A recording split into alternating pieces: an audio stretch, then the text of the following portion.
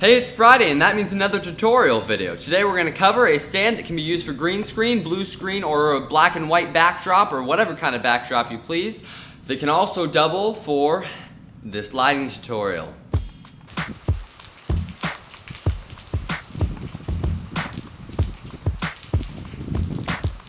You're going to want to fit the base with a brace made of 3/4 inch PVC attached to a T-joint. Have the frame tall enough for your actor to stand fully underneath and to have a light suspended down next to them, or to be able to reach up to the complete top if you're planning on green screening or blue screening with it, so that that will not become a factor and have your hand or gun or whatever you might have get cut out of the picture.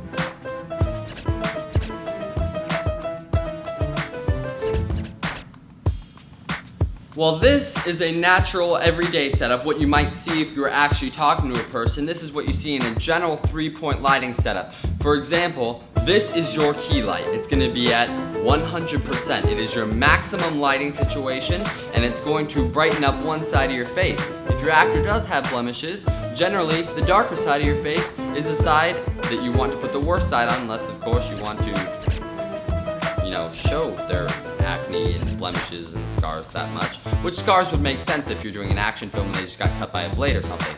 However, anyways, this is your fill light.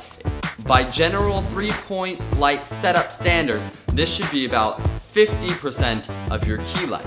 And these are just 2 lights. Because it's a 3-light setup, you'd have something called a fill light, which, 1 second please. Your fill light is much lower in intensity, and it's going to come from back here basically. See if I can get it here.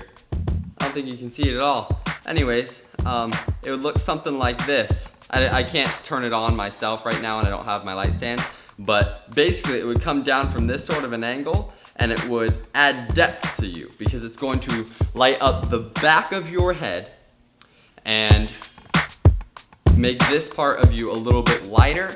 So what's basically going to happen is you're going to see a bright part and a dark part up front, and then you're going to be lit up here. So you're going to cause contrast not only from side to side but backwards, which gives your character a sense of depth, which, especially if you're using depth of field, the light of the fill light is really, really important, because if you have a DSLR like I do, your shots, when you zoom in a lot, could look something like this. And when you have a shot like this, it's very important to have your fill light on, because this fill light is really going to separate you from the background. As you can see, it's actually darker now that I'm here than it would be if it was further away, because the light doesn't reach it as much, and it has to do with the depth of the field, and that's for another day. However, for today, I'm going to continue the tutorial, but I have to put the camera back in place. I hope you can understand what I have to do.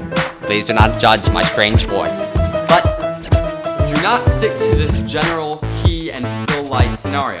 For example, when you move over here, you're going to get a lot intenser. Now, you're never going to have it this close, so it's not going to, spread like this. But you can shut the exposure down, or shut it down. You can lower the shutter setting so that this side will seem a lot darker and this side will seem brighter.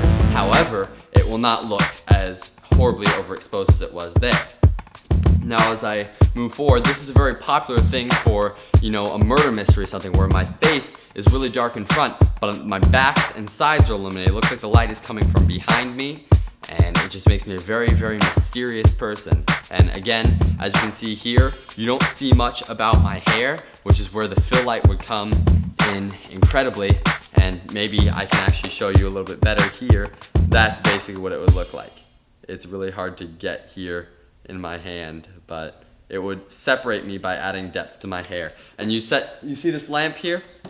This lamp, when turned on, the lamp in the corner, when turned on, would act as my fill light. You'd see it from that distance, would actually be pretty appropriate, but you need to make sure that it's, of course, out of the frame. I'm showing my lights to you so you can see about where it's at. But that concludes today's tutorial video on lighting. I hope you liked it. Again, play around with it. If you have this kind of a setup, you can actually just put the camera there and move from side to side and forward and back and see what kind of a lighting scenario you want for your video.